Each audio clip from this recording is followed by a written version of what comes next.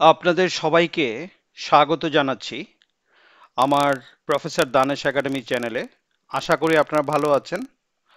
আজকে আমরা human nature and elements of culture, values and norms এগুলো নিয়ে সংক্ষেপে কিছু আলোচনা করব। আশা করি আমি আপনাদেরকে বোঝাতে পারবো সংক্ষিপ্ত ধারণা দিয়ে।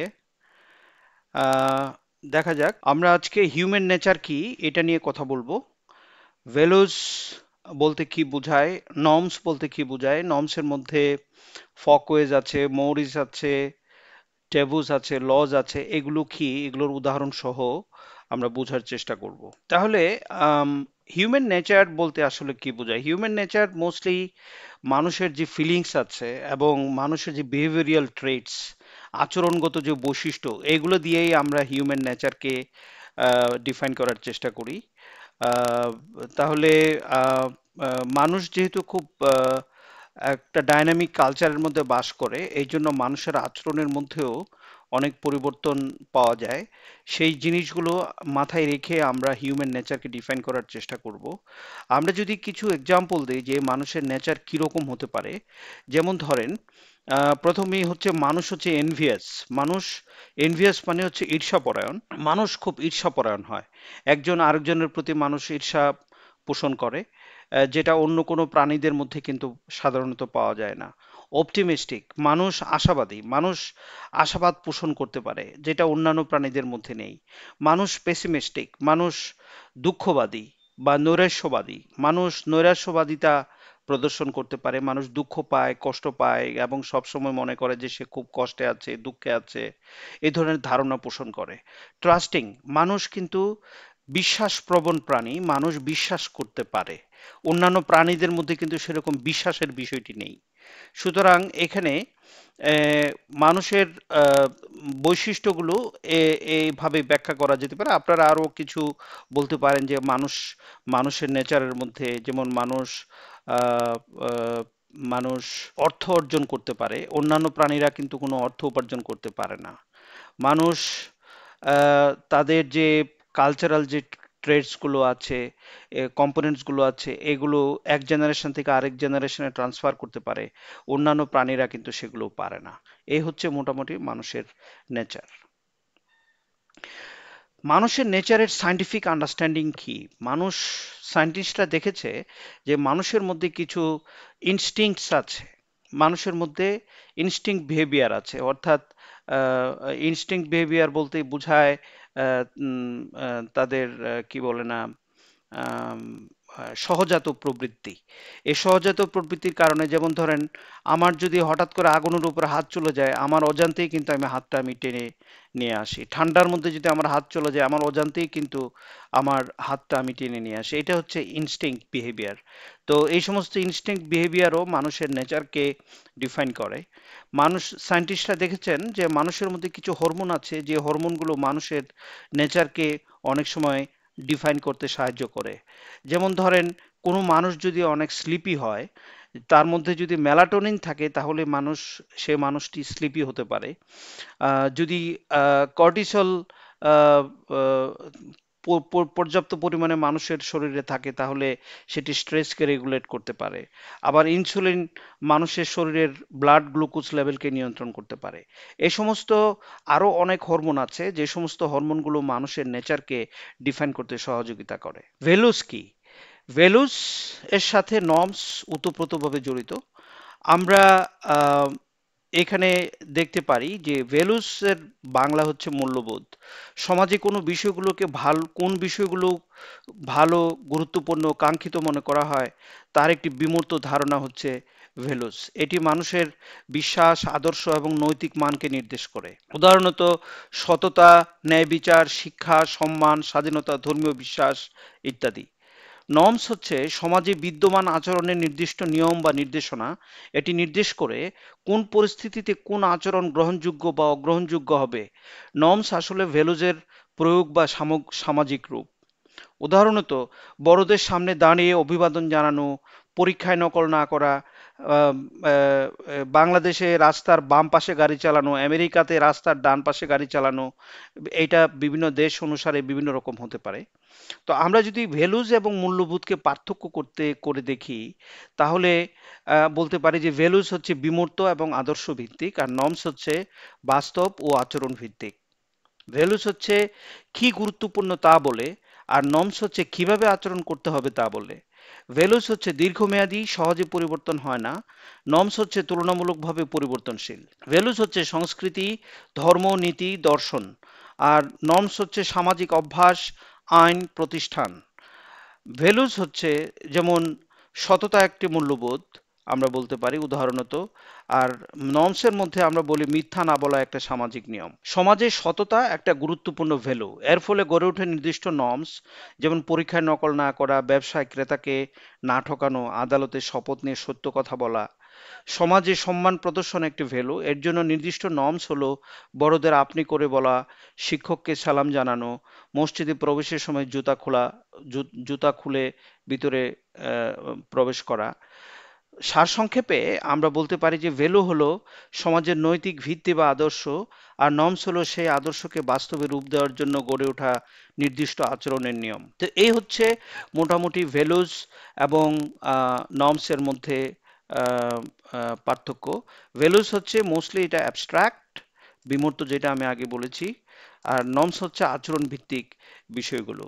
এই নর্মস আমরা দেখতে পেয়েছি চার ধরনের নর্মস আছে: ফকওয়েস, মরিস, টেবুস অ্যান্ড লস। তাহলে আমরা একের পর এক দেখব ফকওয়েস কি, মরিস কি, টেবুস কি এবং লস কি। ফকওয়েস আর often refer to as customs, এটা সাধারণত প্রথা। এটার সাথে নৈতিকতার খুব বেশি কানেকশন নেই। যেমন ধরেন আম, আমেরিকাতে যদি কেউ একজন আরেকজনের সাথে কথা বলে, সাধারণত চোখের উপরে চোখ রেখে কথা বলতে হয়। তো এইটা যদি না করা হয় তাহলে তারা এটাকে অভদ্রতা মনে করে। তো এটার সাথে কোনো নৈতিকতার কোনো সম্পর্ক নেই।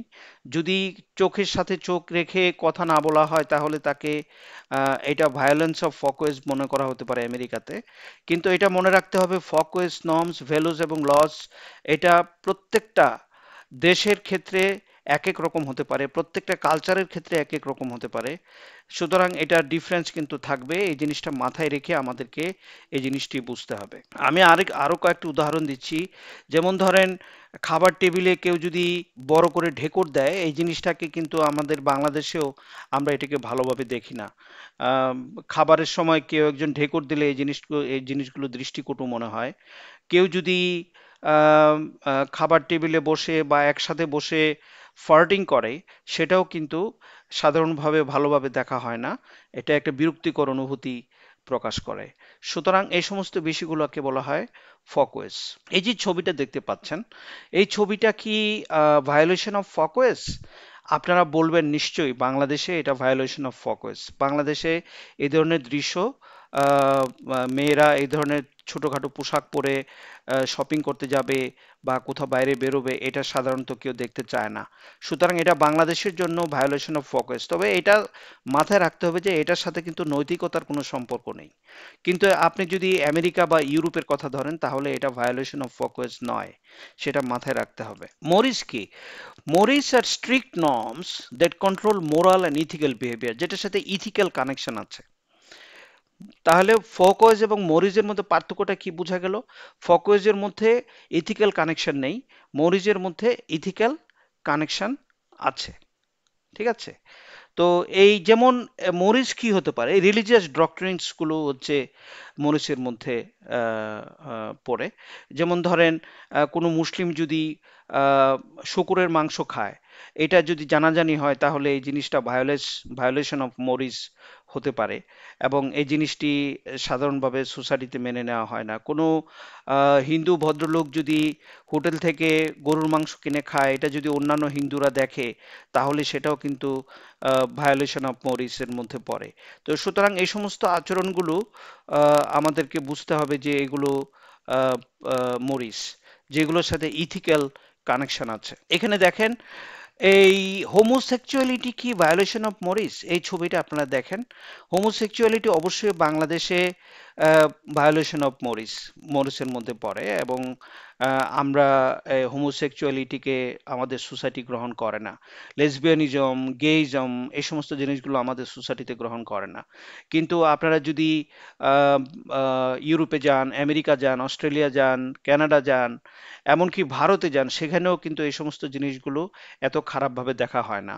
সুতরাং সে সমস্ত দেশে কিন্তু এটা ভায়োলেশন অফ মরিস নয়। টেবু টেবু হচ্ছে আহ, এটা একটা নর্ম যেটা সোসাইটি হোল্ড সো স্ট্রংলি, যেগুলো সোসাইটি খুব সিরিয়াসলি নেয়, এবং যারা টেবু ভেঙে ফেলে, এই সমস্ত জিনিসগুলো যখন ঘটে তখন এরা আর সমাজে থাকতে পারে না সাধারণত।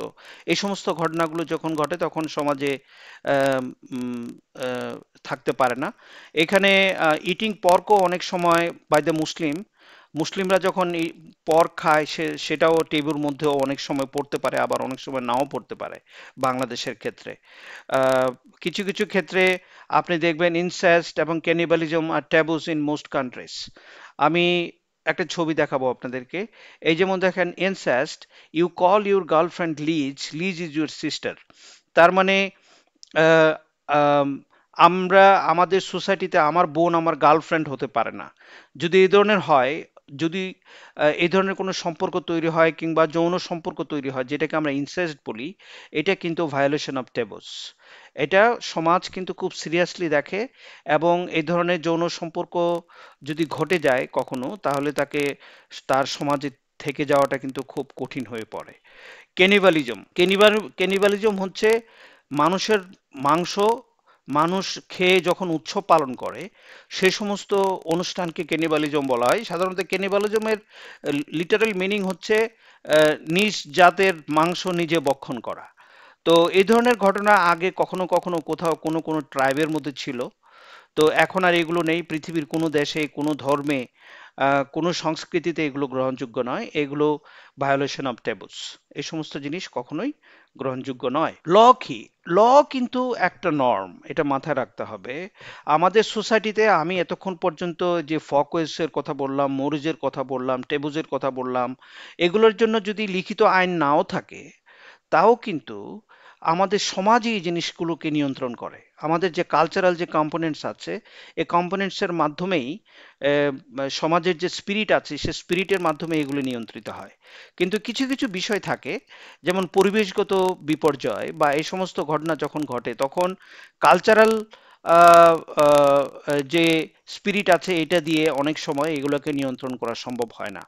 তখন লিখিত আইনের প্রয়োজন পড়ে, যে লিখিত আইনগুলো অফিসিয়াল ল এনফোর্সমেন্ট এজেন্সিরা তৈরি করে, এবং রাষ্ট্র এটাকে তৈরি করে, রাষ্ট্র এটাকে পরিচালিত করে এবং নিয়ন্ত্রণ করে। এই সমস্ত জিনিসগুলোর জন্য, যেমন ধরেন ড্রাইভিং ওয়াইল ড্রাঙ্ক হয়ে গাড়ি চালানো, চুরি করা, মার্ডার করা, ট্রেসপাসিং করা, এই সমস্ত জিনিসগুলো আইনের মধ্যে পড়ে। এরকম আইন, অসংখ্য আইন আমাদের বাংলাদেশে আছে। পৃথিবীর বিভিন্ন দেশে বিভিন্ন ধরনের আইন আছে, লোকাল আইন আছে, ইন্টারন্যাশনাল আইন আছে। এরকম আইনগুলোকে আমরা নর্মস বলি, যেগুলোকে বলা হয় লিখিত বা রিটেন নর্মস। এগুলোকে বলা হয় রিটেন নর্মস। তো এই হচ্ছে আমার আজকের আলোচনা।